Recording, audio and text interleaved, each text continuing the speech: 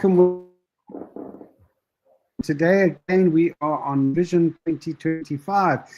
We've gone back to our normal program, and the program normally is that the first Thursday of the month we have a networking session. The second one is we have an interview with a successful business person who's done something wonderful in their lives. Then we have the third Thursday is having innovative solutions, and the last Thursday of the month is business acumen. So today we're going to be interviewing a photographer, a professional photographer who's decided to make his career out of taking photographs, and it's going to be quite an interesting interview. We've got Basil. Basil has been, well, we're going to introduce him just now, but he's basically a professional photographer in the commercial and the corporate space. So if you need corporate photographs, professional photographs yourself, Basil's a guy to get hold of. So before we start, let's ask our co-hosts to introduce themselves, and I'm going to start with Mona. Mona, would you like to introduce yourself? Yes, good morning. I'm Marna Rutz from a company called InScorp Insurance Brokers.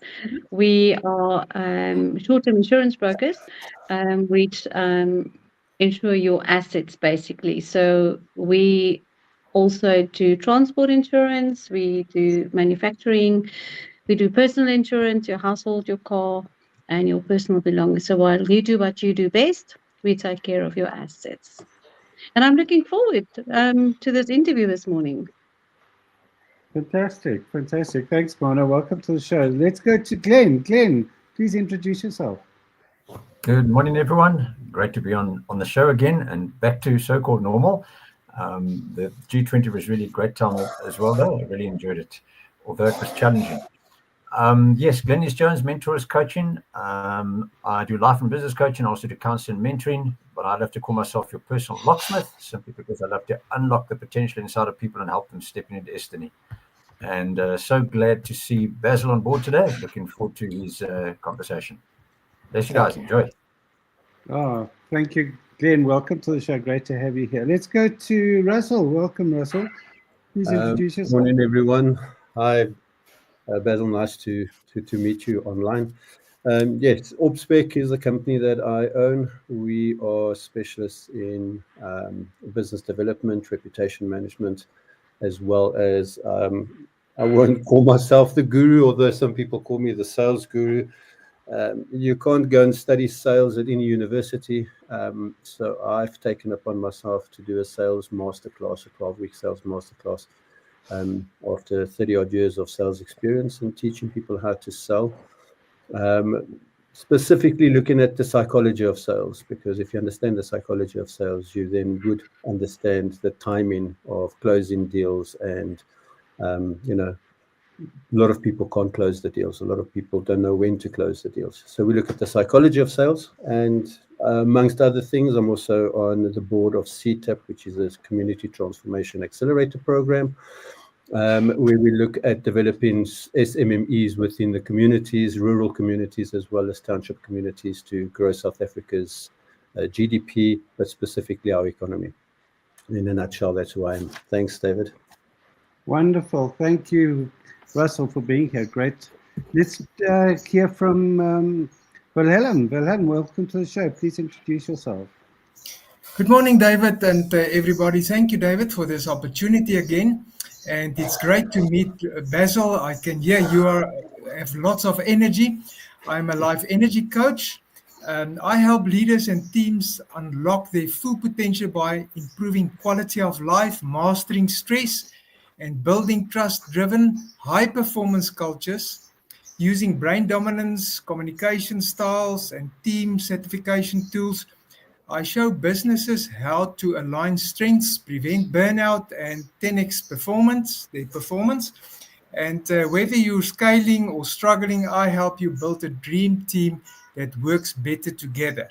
So that's me, and I can't wait to hear what Basil have to say. I mean, that's an interesting topic, photography. Thank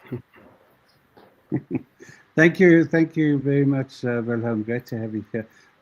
My name is David Barr. I'm your host today. What I do is I give you a voice, and I give you that voice through a number of means. One is through this platform, Vision 2025. Another is through bid architecture, where I do tenders and proposals. And the third is through eSIM, which gives you global connectivity anywhere in the world. So I give you a voice. So welcome to the show. Basil, so good to have you here. Good to be on the show. Thank you. Really good to have you here. And we're going to basically be doing this through an interview process. The idea here is each of the co-hosts is going to be asking you a question from their point of view and from their expertise. And it's all related to what you do as a professional photographer. So really great to have you here. And what I'm going to do is quickly ask you, I'm going to start off, and I'm just going to ask you, you mentioned that you started photography at a very, very early age. And what I want to know is, how did you identify this was your passion that you wanted to follow throughout your career? The first camera I ever purchased was actually by my dad from the CNA in Sunny Park many, many moons ago. It was called a Leclerc, and it shot a format called the 110 format. So it's tiny little negatives. And since then, I had this knack for photography. Going into high school, the teacher saw, hey, this guy has a bit of an eye for photography. And for years and years, I considered this, is it something that I'd like to do as a profession? Do I see myself sitting behind a desk? And the answer was no. And I think it was just something that I always had a passion for, especially trying to capture those images that the normal person might not really pick up on. And now, my daughter's in grade 9 now, and she's had to choose her subjects, around what she wants to achieve in later in life. And I always think it's, so early on in your life to actually choose what you want your final career to be. So how did you actually structure your education and your planning of your life around photography, from school into university, or did you do something else and then, do this as a sideline and then became from a hobby into your passion, into your career? So it was through high school that I was getting quite serious about studying this. And of course, the parents were like, no, you got to do something in the, university in finances or something like that. And they were quite hesitant for their son to be this, this artist. So the deal was, if I get into the Old Technikon Pretoria and I get into University of Pretoria, I could go the photography route. And I actually managed to do that. So I was actually very lucky, because many kids these days, as they're progressing through high school, they have all this pressure to decide what they want to do for the rest of their lives. And I was actually quite lucky, and I was very adamant that's what I wanted to do. So I proved to them, look, I'm not a lazy person. I can actually study hard. Get into both institutions. I was actually quite fortunate, because back then they would have maybe 80 applicants and they only select about 35. And I managed to get in. And since then, I've never looked back. So I count myself as one of the lucky ones. There were no career changes. There was no, side hustle. And then all of a sudden it became a fully fledged business. It was right from the start. This is all I've been doing since then. Wow. Well, that's fantastic. That's fantastic. I'm glad you did that, because I was one of these people who, my parents said, you've got to do that. And I wanted to do this. And I did that. So well done for you for doing that. And I think that's something that one must look at. So, in your going forward, and what is the legacy that you want to create with your photography? I think the whole thing about photography, it has to trigger some sort of emotion.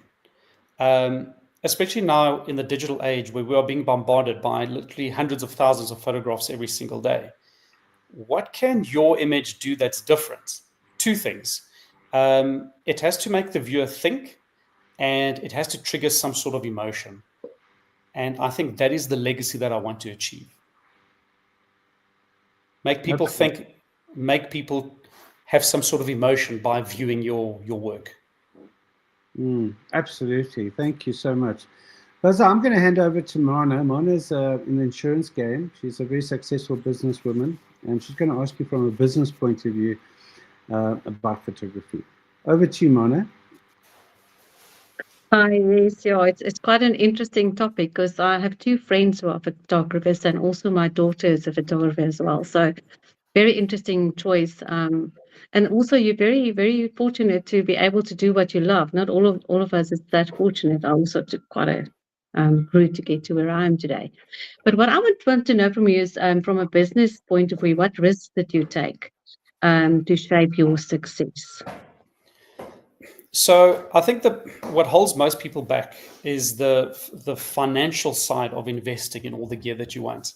So unlike many professions where you can just purchase a laptop and then do what you need to do, with photography, starting back in the days of film, having your film camera, buying all your equipment for the darkroom, then into the digital age, investing in computers, software. So it is very important to stay ahead of the game. And I think the only way forward is to make sure that you make the right decision when it comes to purchasing or acquiring gear, because it's hundreds of thousands of rands that you need to invest in. And there are many folks that, they'll do it as a side hustle and they'll purchase a camera and all that. But how can you, as a fully fledged professional photographer, be able to take it to the next level, charge what you do? And although it's all about your eye and being able to, deal with people and all that, you need to have the right gear. If I rock up at a shoot and I'm sitting with a cell phone or some old camera, people be like, but why are we paying this guy? Yes, exactly. It's very important to make sure that when you structure your business plan, you've got to decide, well, what I need to do. And it takes a lot of research.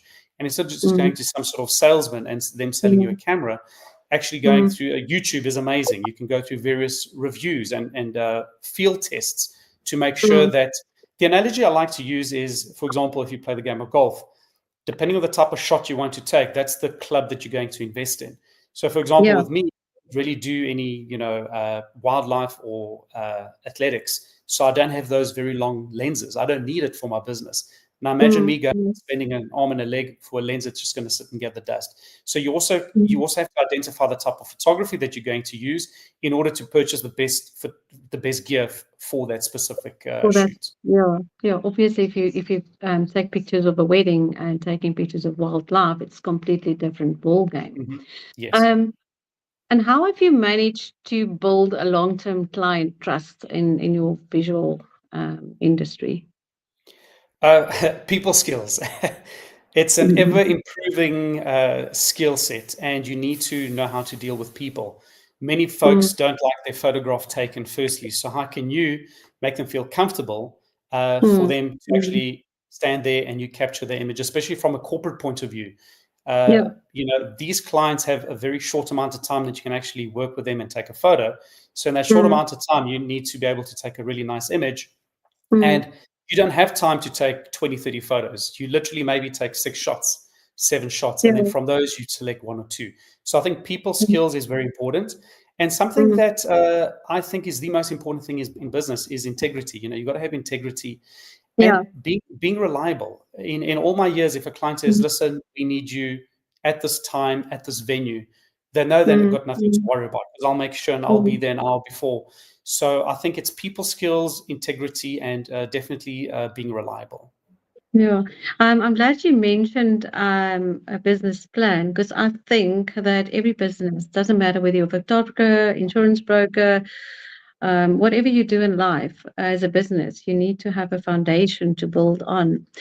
My next question, being a mother of a photographer, is you've got all these people and all these fancy phones now. How do you compete with somebody who's got this fancy phone and you've got a proper phone or your proper camera that you paid a lot of money with? And I think every second person who's got a phone now wants to be a photographer. How do you handle that? How do you deal with that? Very easy. There's no comparison. I was actually watching a review on the brand new, I think it's the iPhone 17 Pro Max. And then I think it was $1,000 something for the phone. And then they get a guy who's got a professional camera, professional lens, which of course is more expensive. And they were going through the streets of Tokyo doing this experiment, photographing random people and getting these people to actually look at the back of the phone, or look at the phone in the back of the screen to see what they prefer. And I know the phones use a lot of these little AI techniques to, soften the background and stuff like that. But the moment you look at the two images, there's absolutely no comparison. And not only that, you can give a professional photographer a phone and they'll still be able to take very good photographs, because gear, fair enough, gear is important, but you need to know how to use that gear. And again, I use a lot of analogies. It's giving somebody who's untrained a Ferrari around the Kyalami racetrack and giving a professional driver a Forksy, and the guy in the Forksy is going to win because he knows how to drive. Same thing with gear. You got to know how to use your gear. Then there's no comparison. Absolutely. Thank you so much for that.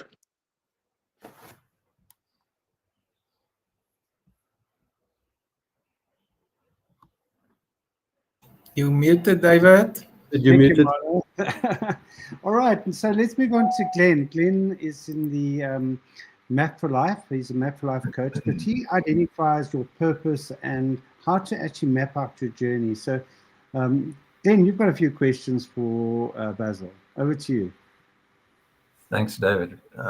Interesting enough, I was just listening to what Marna and Basil spoke about now, and the difference between a professional photographer and just using a very good so-called cell phone. There's a person by the name of Ansel Adams who said this: it is an illusion that photos are made with the camera. They are made with the eye, heart, and head. And I guess that's exactly what you were speaking about now, Basil. So, okay. I'm obviously all about purpose and planning and mapping the way forward and everything like that. So my first question is simply, what has really driven your creative purpose through the years? I think I've always been very hard on myself creatively. Always, if I take a look at an image that I've taken and I'm giving it a critique, I'm a very hard person on myself. So I think you have to try take your photography to the next level. I think that's the biggest drive, is being better than what you were yesterday, and that only happens through just taking photographs and not stopping. And the one challenge that I find is sometimes I'll end up being a little bit complacent, and which is a challenge. And complacency is the enemy of creativity. So sometimes, writers have writer's block. Creatives will go through a little bit of a dip. How can you get out of that dip and just push yourself and try to take your work to the next level? And it doesn't really matter what you do. You have to strive to always try to be better than what you were yesterday. I think that's my biggest drive. Fantastic. Love that. Awesome. Okay. Well, looking back, and I'll put you a little bit in the spot now at the moment, because we spoke about this earlier. I think Mana also spoke about the planning. So looking back, were you actually following a plan or just discovering it as you went along? I think it was maybe a little bit of both, because you need a business plan to move forward. However, life likes to play all sorts of tricks on you. So that's when you go to the University of Hard Knocks, and through trial and error, you land up learning from your mistakes. And I'll admit it, I've made tons of mistakes, and but without mistakes, you can't get better. So you need to just push through it and try gain the positive from all the negatives that life might throw at you, and be able to ride that wave until the sun shines again. I think that's the way. Fantastic. Yeah, I guess making mistakes is part of the plan. Yes. That's how you learn. All right. My last question now. What would you say to someone still actually trying to figure out their own life map, their own plan, and they're going through this? Because you spoke about the fact that you started way back when with a C&A camera, and you basically pretty much stuck to it. It's just passion beats purpose there. So really amazing. What would you say to someone still trying to figure out what is their purpose, what they're trying to do? I think it's just one word. It's goals. It's having goals. And I'm going to simplify it a little bit more. You have short-term goals, you have long-term goals. So it doesn't matter at various stages of life. You might have a very small goal that you might think is completely inaccessible. And then all of a sudden, that goal that was completely inaccessible, you've actually achieved. So what I would tell people is, you just need to have goals. Doesn't matter how small they are. every single year I set myself goals. They can be smaller goals, it can be bigger goals. And once I've achieved them, I move forward to the next one. And again, it's definitely not easy. You know, I can sit here and say, you know, you'll reach all your goals. No, you have to work on these goals. So you have to have goals. That's it. Fantastic. Love that. Awesome. Great stuff. That's me. Thanks. Back to David.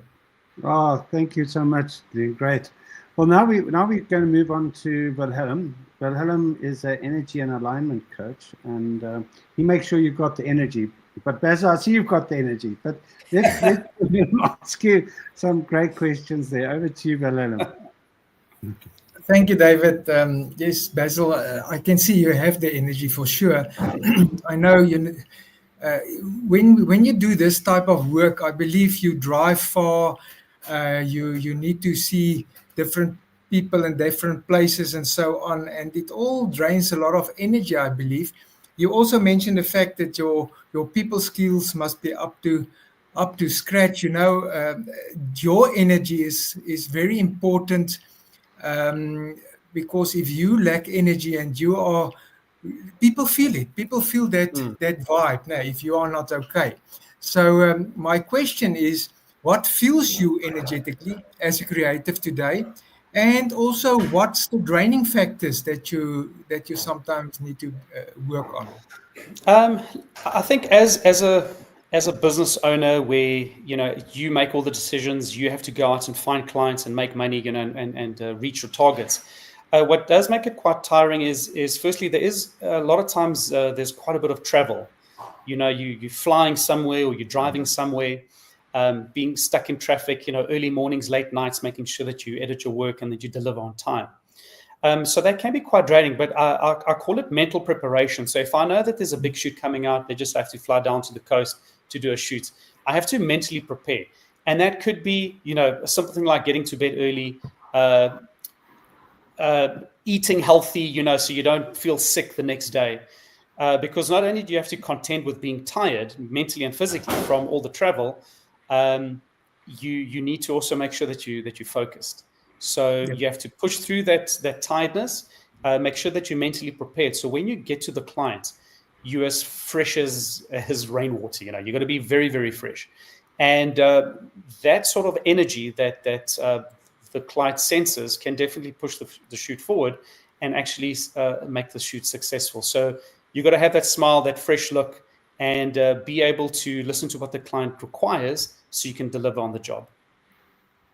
Yes. I always say it's almost like that clown, the clown in the circus. You don't always feel that you want to have fun with the clients, with the people, but you must put on that mask. You just must be energized. So that is quite important. Thank you for that. You mentioned it actually, but what role does emotional awareness play in your work and self-expression? I think you have to be firstly confident in the work that you are trying to sell or the product that you're trying to sell. And if you're confident in your work, emotionally you'll be very stable, and you'll know that you'll be able to achieve your goal. So I think it's just having that confidence, knowing that, another analogy, walking into a retail store, when that salesperson doesn't know their product that well, or you know the product better than them, that's a bad reflection on that person. So when I go to a shoot, I need to be on top of my game and on all levels. And that instills confidence in not only myself, it instills confidence in the client, and it makes it easier for you to sell your product. Excellent. Thank you very much for that. And the last question, how do you reconnect when you're out of alignment?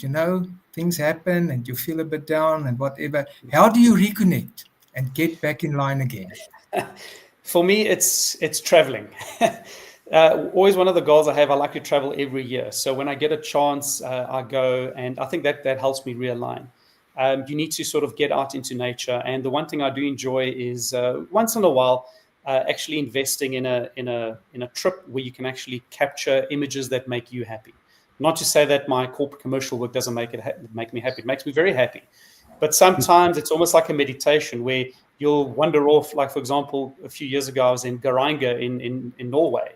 and it's a series of these beautiful fjords. And I was by myself for days upon days, just with a tripod and a film camera. And then you can self-reflect, you can realign yourself, and then when you get back, you have that energy to move forward. So I think that's very important. So in my case, it's traveling. Absolutely. Thank you very much for that. Yes, nature and all these beautiful things that we can see really energize you and fill your energy tank again. Definitely. Thank you very much, Basil. I appreciate your answers. Thank you, David. Thank you, Wilhelm. Some good questions there, really good. And it's actually, those questions actually apply to when you're in your normal work environment as well. So good questions there. Thank you, Wilhelm. Let's now go to something that's really important. And Russell's going to ask these questions. He's a sales guru. And he talks about influence, value, and how do you actually make that in sales? So, Russell, over to you. Thanks, David. Before I go into my questions, Basil, do you still get film cameras? So the strange thing is, about 6 months ago, Pentax, the Japanese brand, of course, Pentax released their first film camera in, I think, 25 years. Wow. It's a fixed lens camera, so you load the film and you cannot interchange the lenses. They actually were the first. It's Leica. So Leica still actually produces film cameras, but they've been producing non-stop, since the film days. But Pentax hadn't produced a film camera in many, many years. And 6 months ago, they released their film camera. So the little 35mm point and shoot. Okay. My very first camera was a Pentax 35mm. Same here. And when it went over to digital, I stopped taking photographs because I just thought it's not the same. But okay, anyway. Between us, film's still better. Yeah, I would agree. That's why I stopped with the photography. It was just a hobby. It was never anything close to what you are doing. So I want to set a stage because then my questions will lead into it. So give me a percentage between your repeat business and new business, obviously referrals being part of that. Can you give me just a percentage? I think I would say maybe, and this is a thumbs up, I would say maybe 50%, with the type of work I do. For example, I had a client that used to use me for their product photography for many years. But now the images are brought in by their suppliers. So it's not that they don't like my work anymore. It just their business structure changed. But I still work with them, but just in another kind of setting. Okay. So are we saying 50-50 new to 50-50? I think so. Yes, I think so. All right. So I want to focus on the new side because the repeat business, you've got the relationship, the rapport is built. A lot of times it's a lot easier because there you don't sell, there you are asked or commissioned. But I want to focus for our audience and obviously for my own inquisitive nature on the new person, the new sale, be it a referral, which is obviously easy. So I don't want to distinguish between a referral or you going and going through the gatekeeping system. Saying specifically a new client, however it came to you, will go and take me through your sales strategy to that client. Just short. Personal touch. So if they call BK Photography, I don't send, a student or somebody else. I go. So the first thing that I do is make sure that I set up a meeting with the person because I want them to meet me and I also want to meet them. And you create this. It's a personal connection. You cannot do that with emails, with WhatsApps, none of that stuff. You need to meet that person. And then that person needs to tell me exactly what they want, their vision, their goals. We're discussing budgets, the time schedule. So it's a relationship that you build with your clients. I think that's how you sell your product. Because then they can see that, okay, this guy's serious. He's actually put the time aside to hear me out, to see what I want in my business, and then take it forward. So would it be fair to say that you do research on that client before the time so that you can go in there equipped to be able to understand better? Yes. So for example, if it's a government corporate agency and I rock up there and I'm thinking they need products of plates of food, I'm completely misaligned. So I do a little bit of research. I check out the website. If there is a middleman or an agency that I use, I want to get as much information from the person as possible. Who do I speak to? Then I start speaking to them, set up a time, and then meet up to see what they require. All right. So now the first stage, what you've done is you've built that relationship. You're getting to understand who the client is. And now you need to give them a value proposition. And how do you structure your value proposition that will make it a no-brainer for your client to say, wait a minute, we would like to use your services? So what is that key thing that you have got in your value proposition?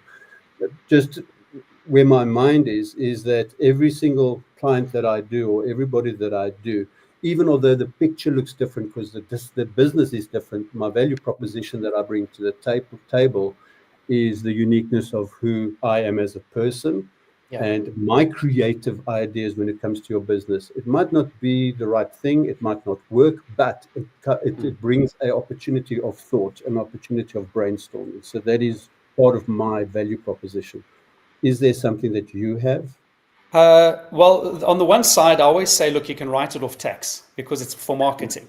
And I always say, would you rather, spend money on and send it to SARS, or you pay me and you actually get a product that'll make you money? For example, if you, again, a restaurant and you need interiors, you need images for social media, images for the menu. You hire someone like myself, you pay the money. You get something that people will admire, and it'll increase your business.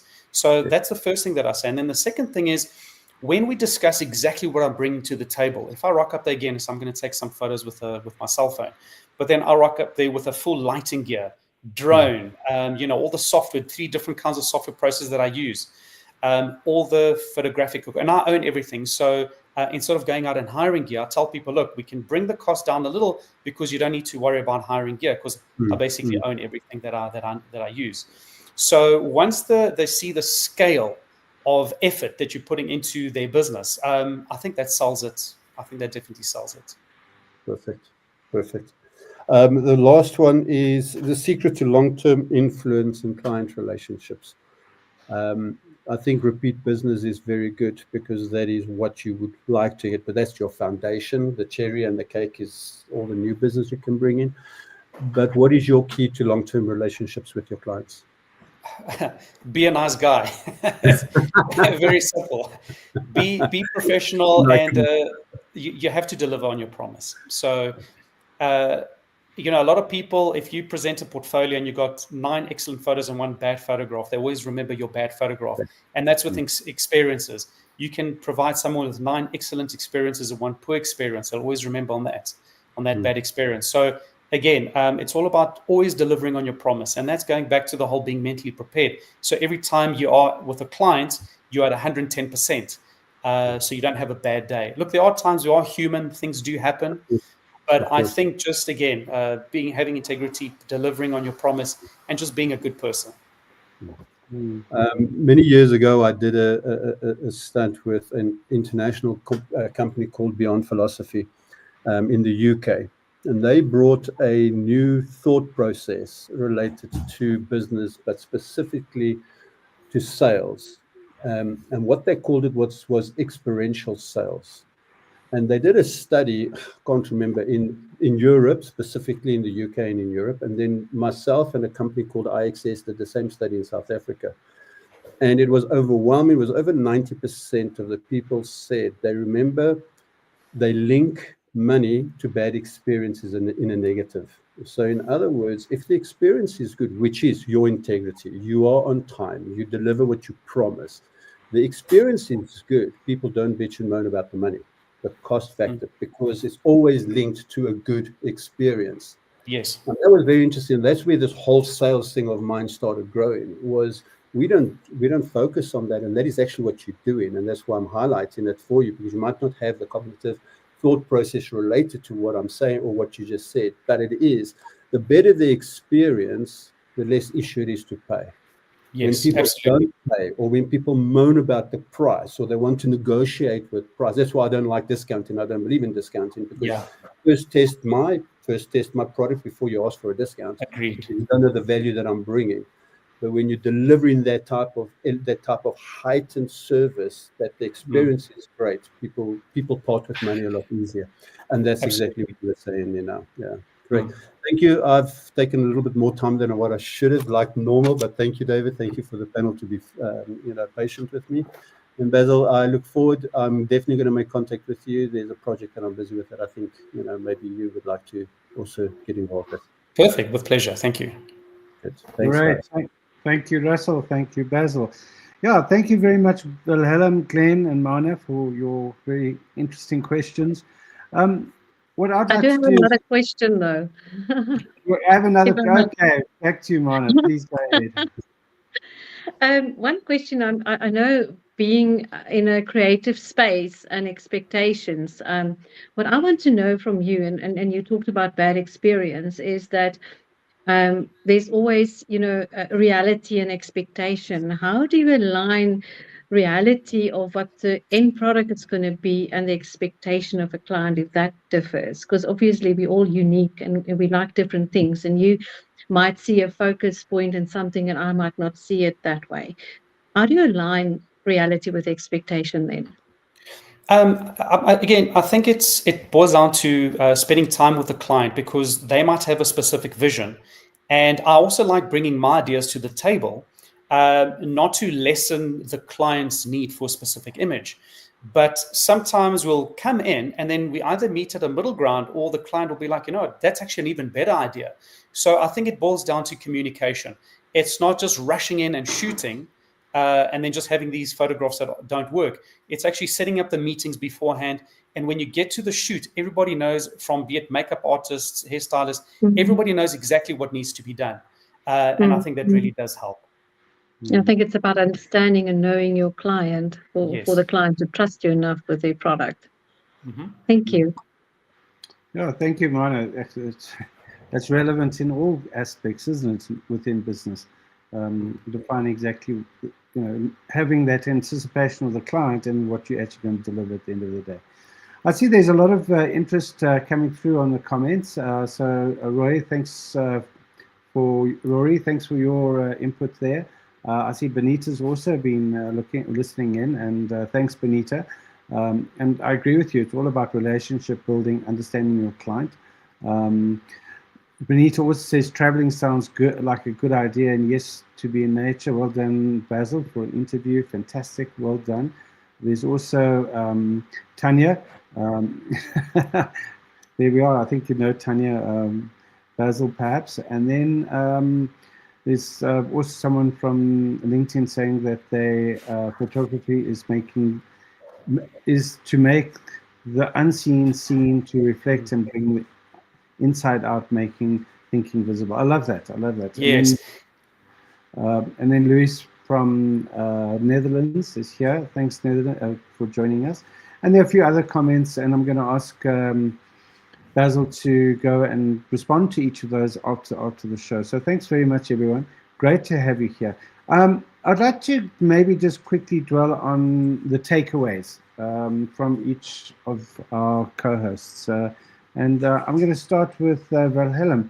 Wilhelm, what is your takeaway from what Basil shared with us today? Well, I think the most important thing for me was the passion that he have. Now, your passion is very important, and that's the energy that you share with people, and they feel it. So that is maybe the most important thing. And then I like the balance. You need some balance, and just get away from it a bit, and just chillax, and get grounded again. So that is important, and I like that. And another thing that I really like is the integrity part. To your yes must be your yes, and your no must be your no. And with that in mind, also the fact that people are seeing things from different perspectives, and it's so important when you talk to your client that you hear them, that you see what they see, and they must see what you see, because there's, with different perspectives, sometimes people are very, very unhappy about the product sometimes, or whatever, because they thought something different, or they saw something different. So those were some of the things. There's a couple of other things, but I leave it for the rest of the team as well. But thank you, Basil. That was insightful. Thank you very much. Thank you so much. Thanks, Wilhelm. Glenn, what was your big takeaway from what Basil had to share? For me, Basil is the perfect example of what I call passion meets purpose. It's like incredible, seriously. And I've actually got another quote for you, Basil, and you probably know Dorothea Lange. She says, the camera is an instrument that teaches people how to see without a camera. And I often talk about the power of vision, that sight is a function of the eyes, vision is a function of the heart and mind, and how we can we need to have vision for the future. And I just see you as being a person with such incredible vision. And I think that's one of the driving forces that's driven you forward. And kudos to you, man. Keep it going. Thank you very much. Thank you. Great. Thank you, Glenn. Thank you. Let's go to Russell. Russell, what is your big takeaway from what Basil shared today? It's actually something that Basil said right in the beginning that I enjoy. And I think you've put it in better words than what I normally use, because I do, with my training and my business coaching and so on, I do want people to elevate themselves constantly. But you did it better today than yesterday. And I think that's a good motto to have. It is obviously not always attainable. And when I use that thought process in my training, people say, yeah, but, and I say, yes, yeah, but happens. However, do you get up and strive again? Do you reset and strive again? So when you do have a bad day and you didn't grow on yesterday, it's okay. Life happens. Push reset and start again and make tomorrow better than the day today. So I like that. I like that takeaway. I think you can do a whole thesis on that in business, because every action that we do has got a reaction in business, and the ripple effect can be damaging or it can be positive. So my takeaway today is better today than yesterday, and I like that. Thank you, Basil. I'm going to coin it. Okay. With pleasure. I know the courts are busy if you want to sue me, but that's okay. Thank you. Thank you, Russell. Wonderful. Let's go to Mana. Mana, what is your big takeaway from what Basil has shared today? Yes, what Basil has shared with me today is the passion he has for what he does. And I think with anything in life, whether it's whatever business you do or relationship, you don't have passion, it shows. And it can cause you a lot of damage if you don't have passion in what you do, because everybody will feel it. So, no, great work. Love it. Thank you. Fantastic. Thank you, Mana. So, Basil, from my point of view, if there are aspiring photographers out there, of which there were many, I was an aspiring photographer when I was young as well. I never took it up, though I do still take some photographs with my camera, my cell phone. What would your advice be to them going forward? And if there are people listening from school leavers, or even people at school who've got a passion for photography, what is your advice to them to take it forward as a career? It all comes down to practice. You got to practice your craft as much as possible, and especially with photography, it's all about taking the ordinary and making it extraordinary.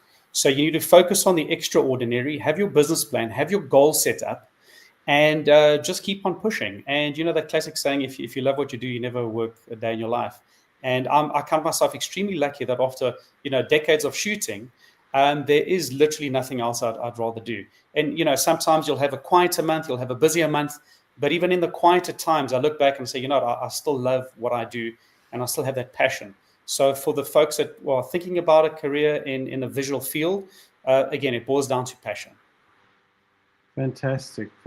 Thank you so much, Basil. So if there are people who would like to contact you, how would they do that? They can through either the website. I think the website will be easier. There's email, there's my mobile number, there's the Instagram, the messages via Instagram. I think that'll be the easiest. Fantastic. Well, what we're going to do is we've got a little video after this which we'll play. And then if you would like to contact Basil, you're most welcome to get hold of him on the LinkedIn or the profile that we have at the moment, or on Vision 2012. There's all his contact details there. And so I'd like to just take this time to thank you for your time, Basil. Thanks for being so professional, and thanks for showing your passion. I think that's something that's really come across. And we're here to give you a voice. And what we want you to do is to be heard. And I think we've achieved that today. And you're most welcome to use this recording. It will be on YouTube into the future if you want to show to clients, etc., etc. So that's something that you can do. We hold this every Thursday. To all the guests that are here, thank you for listening in. If you've got any queries, please go and put them on the LinkedIn post under the event, and Basil will address those.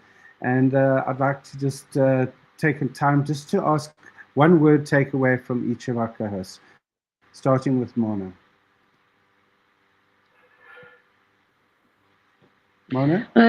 I think it's align reality with expectation. It's not one word, I know, but it's in everything you do. You have to align what the client expects and the reality of it. Thank you, Mona. Let's go to Glenn. I'll probably stick with the word vision. Vision, fantastic. Thank you. Russell? Glenn beat me to it. My word was also vision, because I think with vision, it's not just about the end product, but what you're looking at through the camera lens. So I'm gonna go with vision as well. Fantastic. And Wilhelm? Well, it's more than one word. I like that last thing that you said, make the ordinary extraordinary. Absolutely. I love that too. I think that's, well, from my side, I think you've got passion. You've got passion in your voice. You're very confident. And I wish you all the best, Basil. And what I'm going to do is we're going to sign off now, but I'm asking each of you to stay on till the end. And to all the guests that have been here today, thank you for attending. I hope you got a lot of value out of this. And take care, and we'll see you next Thursday. And that's the time to give you a voice. So come and share your voice and be heard. Thank you so much. And thank you, Dave. Thank you to everybody who made this possible. Much appreciated. Pleasure. Thank you so much.